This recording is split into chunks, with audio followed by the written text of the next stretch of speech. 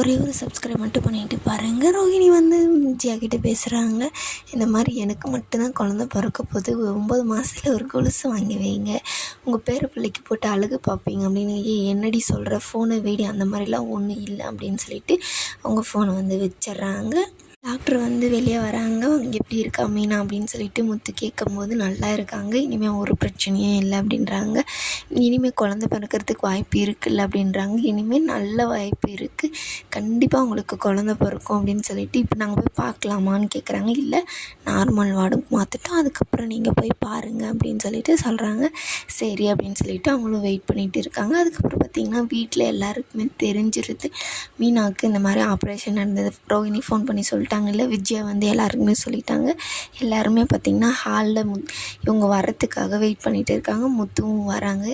அதுக்கப்புறம் பார்த்திங்கன்னா ரவி வந்து கேட்குறாங்க, என்னடா ஆச்சு, என்ன அண்ணி எங்கே அப்படின்னு சொல்லிட்டு கேட்குறாங்க.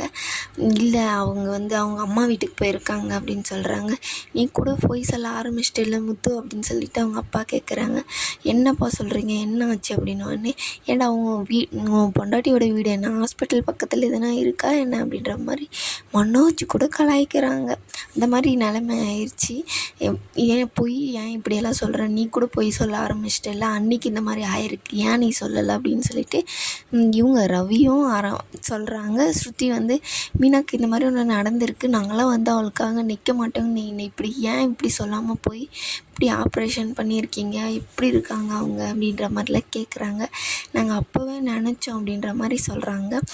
விஜயாவும் ஏன் இந்த மாதிரி காலையிலே எனக்கு தோணுச்சு இவங்க ஏதோ பண்ணுறாங்கன்னு சொல்லிட்டு, ஆனால் எங்ககிட்ட எல்லாம் மறைச்சிட்டிங்க இல்லை அப்படின்னு சொல்லிட்டு வருத்தத்தில் கேட்பாங்க விஜயா.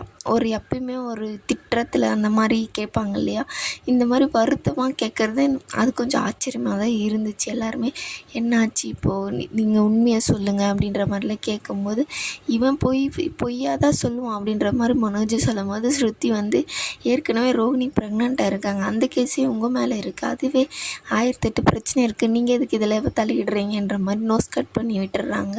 முத்து ஒழுங்காக பதில் சொல்லு அப்படின்னு சொல்லிட்டு அவங்க அப்பா கேட்கும் போது சொல்ல ஆரம்பிக்கிறாங்க. இந்த மாதிரி அவளுக்கு எலெக்ஷனில் நிற்கும் போது கத்தி குத்து ஏற்பட்டுச்சு இல்லை, ஆமாம் அப்படின்றாங்க. அப்போவே நான் சொன்னேன் இந்த எலெக்ஷனெல்லாம் வேண்டாம்னு சொல்லிட்டு. விஜயா வந்து கஷ்டமாக பேசுவாங்க. எல்லாருக்குமே கொஞ்சம் ஆச்சரியமாக தான் இருக்கும். அவனை சொல்ல விடு விஜயா அப்படின்னு சொல்லிட்டு சொல்லுவாங்க. அதுதான் இப்போ கர்ப்பப்பையில் பிரச்சனையா அப்படின்னு சொல்லிட்டு சொல்லும் போது விஜயா வந்து சொல்லுவாங்க, ஐயோ குழந்த பிறக்காதப்பா அவளுக்கு அப்படின்னு சொல்லிட்டு வருத்தமாக கேட்பாங்க. அதுக்கு இல்லை இனிமேல் குழந்த பிறக்குமா, ஆப்ரேஷன்லாம் பண்ணி முடிச்சிட்டாங்கன்னா யாருக்குமே சொல்லாத இப்படி பண்ணிட்டீங்கல்ல, நாங்களாம் உங்கள் கூட வந்து நிற்போன்னு உங்களுக்கு தெரியும் தானே அப்படின்ற மாதிரி ரவி வந்து சொல்கிறாரு. இல்லை, உங்களுக்கெல்லாம் எதுக்கு, நல்லா ஆகிட்டு பின்னாடி வந்து சொல்லலான்னு இருந்தோம் அப்படின்னு சொல்கிறாங்க. எதனா ஆகிட்டா என்ன பண்ணியிருப்பீங்க, நீங்கள் சொல்லியிருக்கலாம் இல்லை அப்படின்ற மாதிரி எல்லாருமே கேட்கும்போது, இல்லை இப்போ நல்லா இருக்கா அவள், கண்டிப்பாக அவளுக்கு குழந்த பிறக்கும் அப்படின்றாங்க. அது யார் என்ன பண்ணுவீங்களோ தெரியாது, ரோகிணிக்கு முன்னாடி நீங்கள் 2 பேர் குழந்த பெற்றுக்கிறீங்க, அதே நான் மாயமாந்திரமாக பண்ண முடியும் ஆண்டி, அவங்களுக்கு தான் ஃபஸ்ட்டு குழந்த பிறக்கும், அதுக்கப்புறம் தான் எல்லாருக்கும் அப்படின்றாங்க. அதெல்லாம் எனக்கு தெரியாது, நீங்கள் 2 பேரும் குழந்த பெற்றுக்கிறீங்க அப்படின்னு சொல்லிட்டு சந்தோஷமாக பேசுவாங்க விஜயா. இது குழந்த பெற்றே ஆகணும் நீங்கள் 2 பேரும் அப்படின்ற மாதிரி.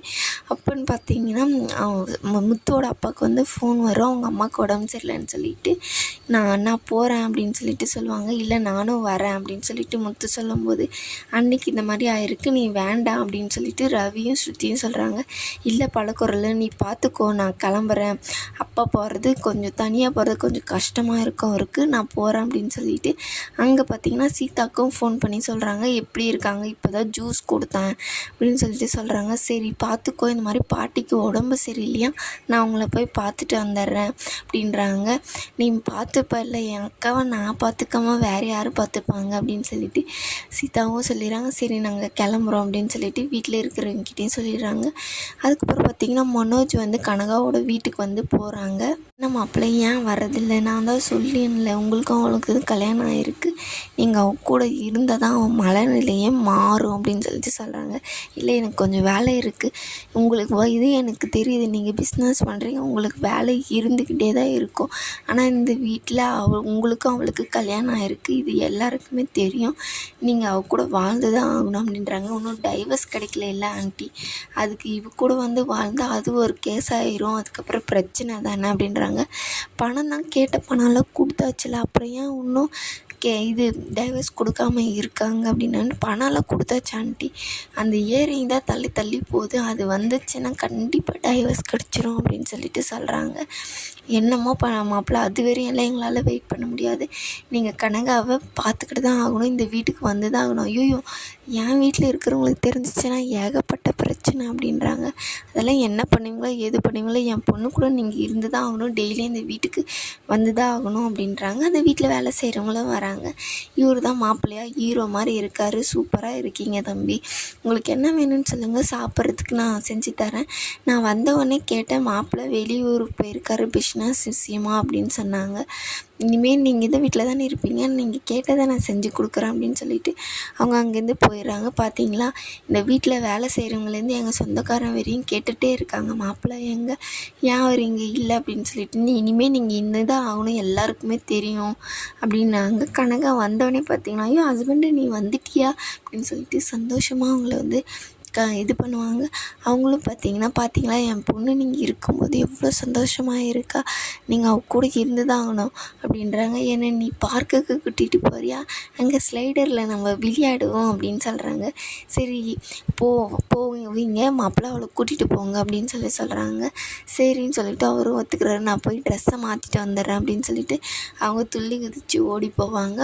நீங்கள் அவள் கூட இருக்கும்போது எவ்வளோ சந்தோஷமாக இருக்கா பாருங்கள், நீங்கள் அவளை கண்டிப்பாக கூட்டிகிட்டு போங்க அப்படின்னு சொல்லிட்டு அவங்களும் அம்மாவும் சொல்கிறாங்க. இதோட இந்த எபிசோடு முடியுது. அதுக்கப்புறம் பார்த்திங்கன்னா நாளைக்கு எபிசோடில் அவங்க பார்க்குக்கு போகிறாங்க இல்லையா, அங்கே வந்து பார்வதி ஆண்டி ஃபோட்டோ ஷூட் பண்ணிகிட்டு இருக்காங்க. இவர் அங்கே இங்கேன்னு மாற்றி மாற்றி இது பண்ணுறாங்க. இது ஒரு காமெடியாக இருக்குது.